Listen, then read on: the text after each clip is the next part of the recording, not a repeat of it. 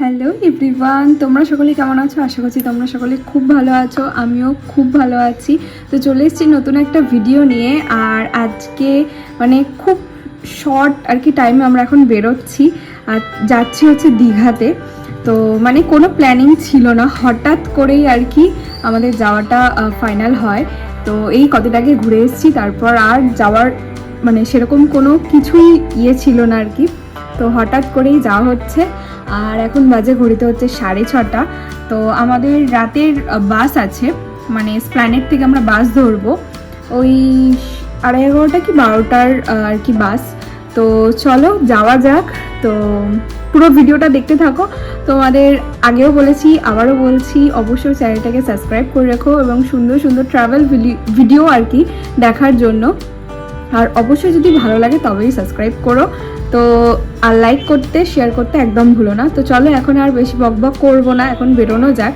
এখন আমি একটু তাড়াতাড়ি বেরোচ্ছি, বেরিয়ে ফার্স্টে আর কি এখন স্টেশনে যাব। তো সেখান থেকে আরও দুজন আসবে, তাও সবাই মিলে একসাথে আমরা যাব হাওড়ায়, এবং হাওড়া থেকে আমরা যাব। আর আমার বর আমার হাজব্যান্ড অলরেডি ওখানে চলে গেছে আর কি, ওর ওখানে কাজ আছে, তো ওখানেই থাকবে আমাদের সাথে। একবারে ডাইরেক্ট ওখানে গিয়ে আমাদের সাথে আর কি দেখা করে নেবে ওখানে। তো সেই জন্য আর বেশ এখানে আসেনি, বাড়িতে আর আসেনি। তো ওর লাগেজ নিয়ে অলরেডি চলে গেছে। লাগেজ বলতে কিছুই না, যাচ্ছে একদিনের জন্য। তো চলো এখন যাওয়া যাক, পিঠে ব্যাগ আর ব্যাস, আর কিচ্ছু না। এখন বেরোনো যাক। আমি খুব এক্সাইটেড, কারণ আমি ঘুরতে খুব ভালোবাসি। তো সেটা সামনে হোক, কাছে হোক, দূরে হোক, যাই হোক না কেন, আমি ঘুরতে প্রচণ্ডই ভালোবাসি। তো আর বেশি বকবক করবো না, চলো এখন বেরোনো যায়। তো চলো, রাস্তায় তোমাদের সাথে আবার কথা হচ্ছে। তো পুরো ভিডিওটা দেখতে থাকো। তো চলো, টাটা।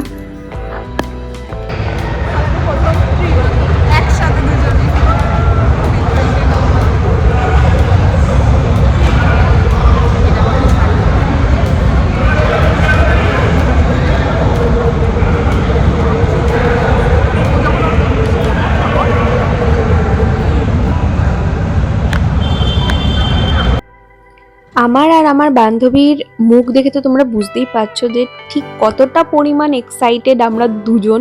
তার কারণ লাইফে ফার্স্ট টাইম আমরা দুজন একসাথে ঘুরতে যাচ্ছি। আর আমাদের ফ্যামিলিতে না এই যে ছেড়ে দেব, ঘুরতে যাবে একা একা, এটা কোনো দিনই অ্যালাউ করে না।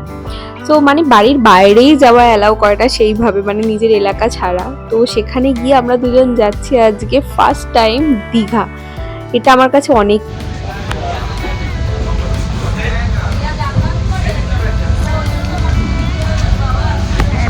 मौजूद गर्मियों को दें। Don't touch.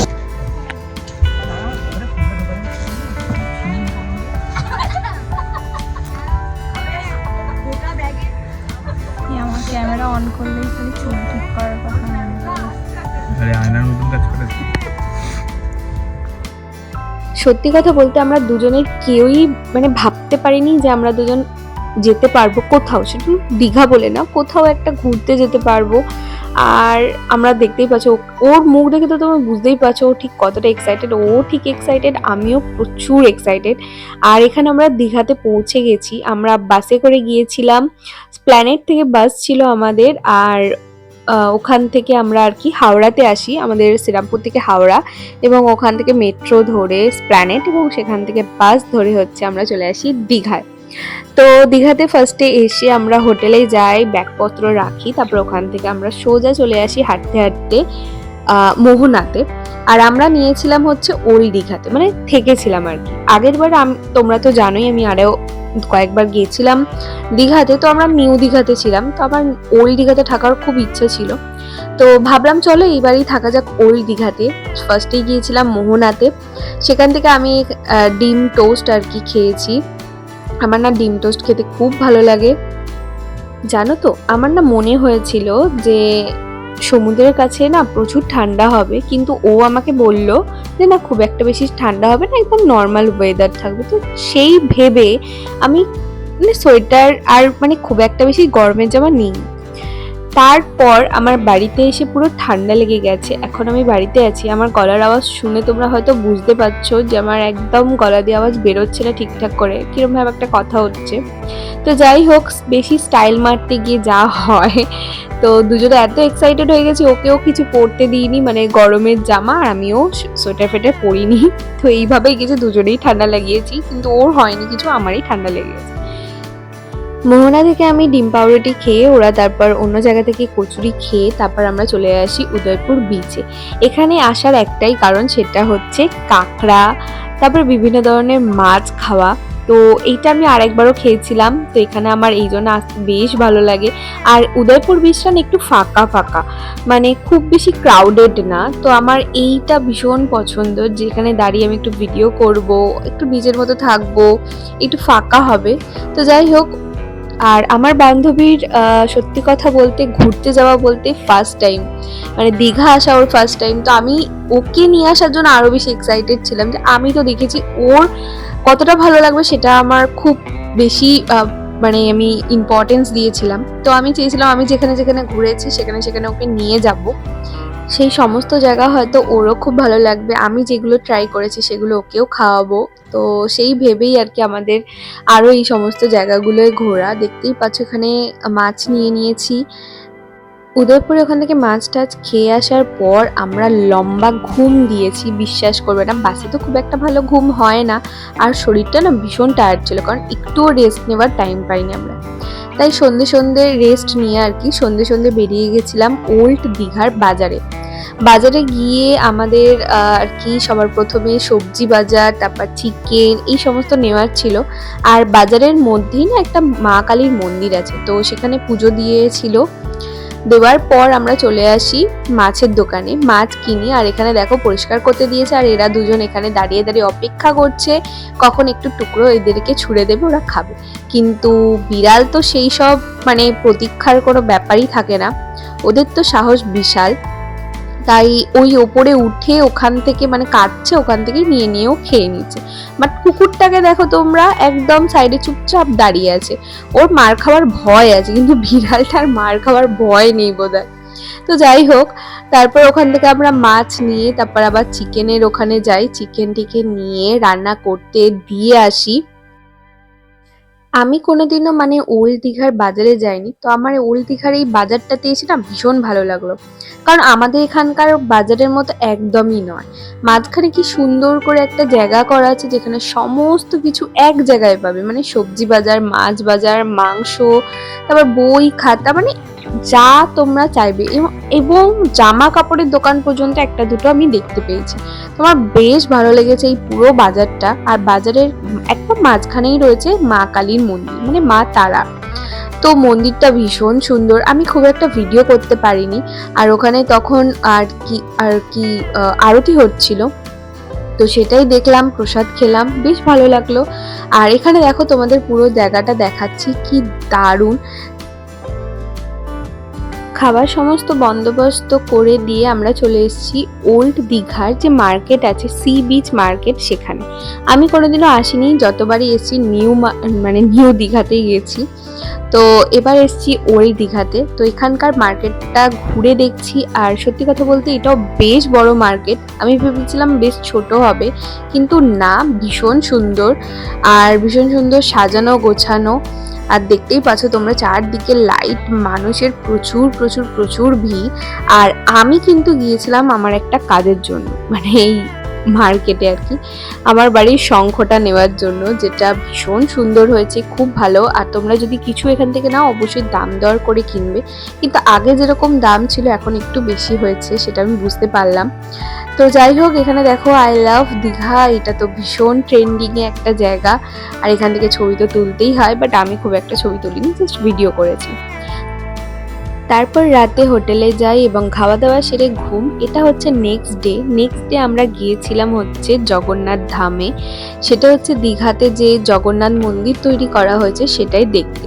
ভাবলাম এই দিনকে আমরা বাড়ি চলে যাচ্ছি, আর আমাদের দুপুরবেলাতে আর কি গাড়ি ছিল, তো ভাবলাম সকাল সকাল উঠে আমরা যাই জগন্নাথ মন্দিরটা অন্তত ঘুরে আসি, এসেছেই যখন আর কি। এর আগে এসছি আমি, এই জগন্নাথ মন্দিরটা যবে থেকে আর কি উদ্বোধন হয়েছে বা চালু হয়েছে আর কি ভক্তদের দর্শনের জন্য। তার আগে এসেছি, তারপর আর আমরা আসা হয়নি। তো ফার্স্ট টাইম এলাম, তাই ভাবলাম চলো একবার যাওয়াই যাক মন্দিরে। তো আমরা ওখান থেকে বেরিয়ে আমাদের ওল্ড দীঘা থেকেও খুব একটা বেশি দূর নয় আর কি মন্দির, আর নিউ দীঘা থেকেও খুব একটা বেশি দূর নয়। তো আমরা হেঁটেই চলে এসেছি, খুব একটা আমাদের অসুবিধা হয়নি, কিন্তু তোমরা চাইলে এখান থেকে টোটো করেও আসতে পারো। আর এটা একটা গেট মতো করা রয়েছে, আর এই পাশেই দেখো কি দারুণ একটা সুন্দর লেক, যেখানে পদ্ম ফুলের আর কি গাছ রয়েছে, বেশ ভালো লাগছিল আমার। কিন্তু আমার সময় ছিল না বলে আমি ভেতরটা ঢুকে দেখতে পারিনি, কারণ আমাদের পুরো মন্দিরটা ঘুরে আবার বাড়ি ফেরারও আর কি বাড়ি ফেরার দিকে যেতে হবে। আর আমরা যেহেতু সানডেতে গিয়েছিলাম, তাই প্রচুর প্রচুর প্রচুর ভিড় ছিল, সেটা তোমরা দেখতেই পাচ্ছ। আর এটা হচ্ছে একদম মেন গেট আর কি। আর এইখানটা দেখো তোমরা, শুধু হু করে লোক বেরোচ্ছে আর মন্দিরে ঢুকছে।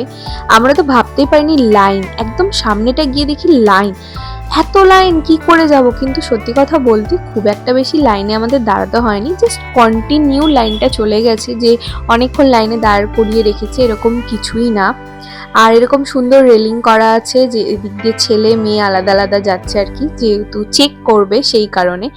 আর একটু দূরেই আর কি যেখান থেকে আমরা এন্ট্রি করছি, তার পাশেই এরকম ছোট ছোট ঘর করা ছিল, যেখানে জুতো রাখা যায় আর কি। জুতো, ব্যাগটা তোমরা নিয়ে যেতে পারো, কারণ ব্যাগ ভেতরে চেক করা হয়, বাট জুতোটা তোমাদের ওখানে খুলে যেতে হবে, এবং সেটার জন্য কোনো টাকা পয়সা লাগবে না।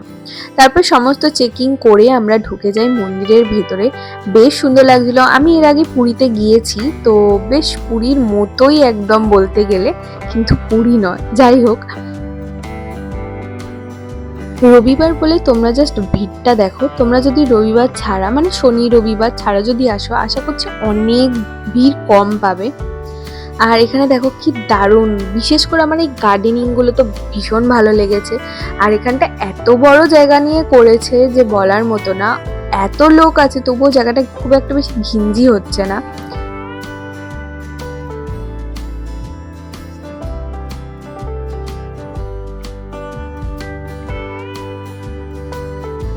আর এই স্তম্ভটা দেখে চিনতে পারছো কি বলো তো? হ্যাঁ, এটা হচ্ছে গরুর স্তম্ভ। তো যাই হোক, গিয়ে ওখানে একটু নমস্কার করলাম, করে তারপর আমরা আরো ভেতরে ঢুকলাম মন্দিরের ভেতরে। এত সুন্দর কারুকার্য যে বলার মতো না, খুব সুন্দর। আর জায়গাটাও ভীষণ পরিষ্কার পরিচ্ছন্ন, ভীষণ ভীষণ ভীষণ সুন্দর। আমরা যেরকম পুরীতে দেখি না একদম সামনে জগন্নাথ দেবের মুখ, ঠিক সেই রকম এখানেও সেম টু সেম করা আর কি। আমি তো পুরীতে গিয়েছি, তাই আমি মোটামুটি পুরী জগন্নাথ মন্দির দেখেছি, এবং দীঘাতেও জগন্নাথ মন্দির দেখে গেলাম, কিন্তু ও মানে আমার বান্ধবী কিন্তু দেখেনি। তো ওর বেশ ভালো লেগেছে, খুব সুন্দর লেগেছে, আমার নিজস্ব খুব ভালো লেগেছে।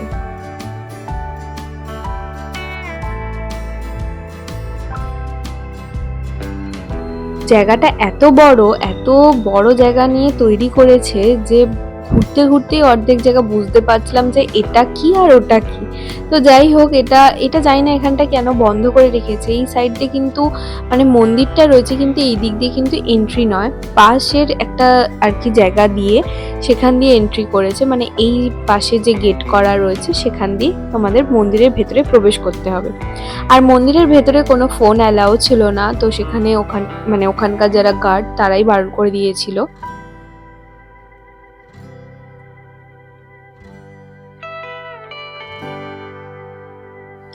একদিনে দীঘা ঘোরা দুই বান্ধবীর বেশ ভালো ছিল, আমার তো খুব ভালো লেগেছে। আশা করছি এরপরে আরও অনেক জায়গায় দুজনে মিলে ঘুরতে যাব, এবং সবটাই তোমাদের সাথে শেয়ার করব। যদি ভালো লাগে তো অবশ্যই চ্যানেলটাকে সাবস্ক্রাইব করে রেখো, ভিডিওটাকে লাইক করো, শেয়ার করতে একদম ভুলো না।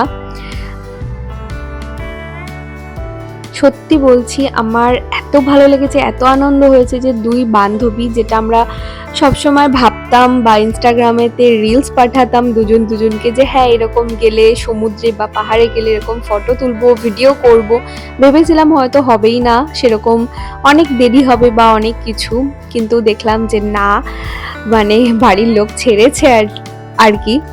তো আমরা ভীষণ ভীষণ ভীষণ হ্যাপি, খুব ভালো লেগেছে একদিনের দীঘা ঘোরা, ওরও খুব ভালো লেগেছে। দুজনেই ভীষণ এনজয় করেছি। তো যাই হোক, চলো ভিডিওটা আমি এখানেই এন্ড করছি। আর এখান থেকে গিয়ে আমরা লাঞ্চ করে বাস ধরে সোজা বাড়ি চলে এসেছি। আর এখানেই ছিল জুতো রাখার জায়গা। তো যাই হোক, চলো দেখা হচ্ছে তোমাদের সাথে নতুন একটা ভিডিও। ততক্ষণের জন্য ভালো থেকো, সুস্থ থেকো। তো চলো, টাটা।